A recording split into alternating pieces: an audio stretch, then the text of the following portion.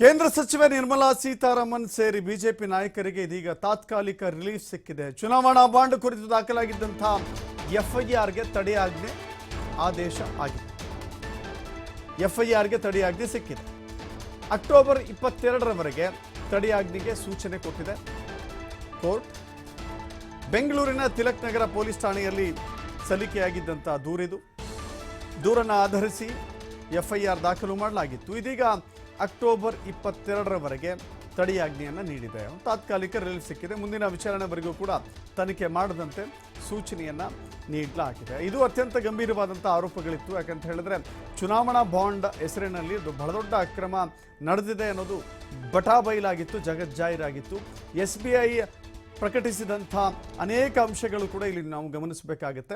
Electoral bond ಹೆಸರಿನಲ್ಲಿ BJP ಪಕ್ಷ ಎಷ್ಟು ಪಡೆದುಕೊಂಡಿತ್ತು ಅನ್ನೋದನ್ನು ಇಡೀ ಪ್ರಕಟವಾಗಿತ್ತು. ಆ ವಿಚಾರದಲ್ಲಿ ಬಿಜೆಪಿಯ ನಾಯಕರ ವಿರುದ್ಧ FIR ದಾಖಲಾಗಿತ್ತು. ಇದೀಗ FIRಗೆ ತಡೆಯಾಜ್ಞೆ ಸಿಕ್ಕಿದೆ. ಹಾಗಾದರೆ ಹೈಕೋರ್ಟ್ನಲ್ಲಿ ವಾದ ಮತ್ತು ಪ್ರತಿವಾದ ಯಾವ ರೀತಿ ಇತ್ತು ಅಂತ ನೋಡಬೇಕಾಗುತ್ತೆ. ಹೈಕೋರ್ಟ್ನ ಏಕಸದಸ್ಯ ಪೀಠದಲ್ಲಿ ನಡೆದಂಥ ವಿಚಾರಣೆ ಇವತ್ತು ಏಕಸದಸ್ಯ ಪೀಠ ವಿಚಾರಣೆಯನ್ನು ಕೈಗೆತ್ತಿಕೊಂಡಿತ್ತು. ನಳಿನ್ ಕುಮಾರ್ ಕಟೀಲ್ ಪರವಾಗಿ KG ರಾಘವನ್ ವಾದವನ್ನು ಮಂಡಿಸಿದರು. ಸುಲಿಗೆ ವ್ಯಾಖ್ಯಾನದ ಸನಿಹದಲ್ಲೂ ಕೂಡ ಈ ಆರೋಪ ಬರೋದಿಲ್ಲ ಅಂಥೇಳಿ ಅವರು ಆರೋಪದ ಬಗ್ಗೆ ಸ್ಪಷ್ಟನೆಯನ್ನು ಕೊಟ್ಟಿದ್ದಾರೆ. ಜೊತೆಗೆ EDಯನ್ನು ಆರೋಪಿಯನ್ನಾಗಿ FIRನಲ್ಲಿ ದಾಖಲಿಸಲಾಗಿದೆ. ಜಾರಿ ನಿರ್ದೇಶನಾಲಯವನ್ನು ಇಲ್ಲಿ ಆರೋಪಿ ಅಂತ ಹೇಳಿ ದಾಖಲಿಸಲಾಗಿದೆ.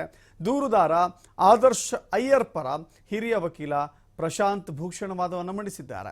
ED ಭಯದಲ್ಲಿ ರಾಜಕೀಯ ಪಕ್ಷಕ್ಕೆ ದೇಣಿಗೆಯನ್ನು ಸಂಗ್ರಹಿಸಲಾಗಿದೆ, ಇದು ಸುಲಿಗೆ ಅಲ್ಲದೆ ಮತ್ತೇನು ಅಂತ ಹೇಳಿ ಪ್ರಶಾಂತ್ ಭೂಷಣ್ ವಾದವನ್ನು ಮಂಡಿಸಿದ್ದಾರೆ. ಸುಲಿಗೆ ಅಂದರೆ ಬೆದರಿಕೆ ಹಾಕೋದು, ಹಣ ವಸೂಲಿ ಮಾಡಿರಬೇಕು. ಸುಲಿಗೆಗೆ ಒಳಗಾದವರೇ ಪೊಲೀಸರಿಗೆ ದೂರು ಕೊಡಬೇಕು. ಆದರೆ ದೂರುದಾರ ತಾವು ಅದರ ಆದರ್ಶ ಅಯ್ಯರ್ ಸುಲಿಗೆಗೆ ಒಳಗಾಗಿದ್ದೀರಾ ಅಂತ ಹೇಳಿಲ್ಲ. ಸೊ ಹೀಗಾಗಿ ಇದು ನನ್ನ ಅಭಿಪ್ರಾಯ ಅಂತ ಹೇಳಿ ಹೈಕೋರ್ಟ್ನ ನ್ಯಾಯಮೂರ್ತಿ M ನಾಗಪ್ರಸನ್ನ ಅವರು ಅಭಿಪ್ರಾಯವನ್ನು ಮಂಡಿಸಿದ್ದಾರೆ. ಮೇಲ್ನೋಟಕ್ಕೆ ತನಿಖೆ ನಡೆಸೋದು ಊರ್ಜಿತ ಅಲ್ಲ ಅಂತ ಅಭಿಪ್ರಾಯಕ್ಕೆ ಬಂದಿದೆ. ಹೈಕೋರ್ಟ್ ಏಕಸದಸ್ಯ ಪೀಠದಿಂದ ಮಧ್ಯಂತರ ತಡೆಯಾಜ್ಞೆ ಸಿಕ್ಕಿದೆ. ತನಿಖೆಗೆ ತಡೆಯಾಜ್ಞೆ ನೀಡಿದೆ ಹೈಕೋರ್ಟ್. ಹೀಗಾಗಿ ಎಲ್ಲೋ ಒಂದು ಕಡೆ ರಾಜಕೀಯವಾಗಿ ಸಾಕಷ್ಟು ಜಟಾಪಟಿಗೆ ಕಾರಣವಾಗಿದ್ದಂಥ ಈ ಪ್ರಕರಣ ಸದ್ಯಕ್ಕೆ ತಾತ್ಕಾಲಿಕ ರಿಲೀಫ್ ಸಿಕ್ಕಿದೆ. ಅನೇಕ ಕಡೆಗಳಲ್ಲೂ ಕೂಡ ಕಾಂಗ್ರೆಸ್ಗೆ ಬಹಳ ಪ್ರಬಲವಾದಂಥ ಅಸ್ತ್ರ ಸಿಕ್ಕಂತಾಗಿತ್ತು.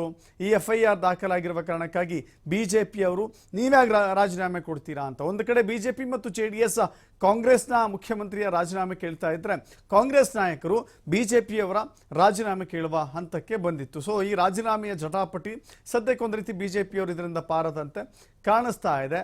ಈ ಮೂವರ ವಿರುದ್ಧ ಏನು FIR ಆಗಿತ್ತು ಆ FIRಗೆ ತಡೆಯಾಜ್ಞೆ ಸಿಕ್ಕಿದೆ. ಅದು ಕೂಡ ತಾತ್ಕಾಲಿಕವಾಗಿ ಅಕ್ಟೋಬರ್ 22ರವರೆಗೆ.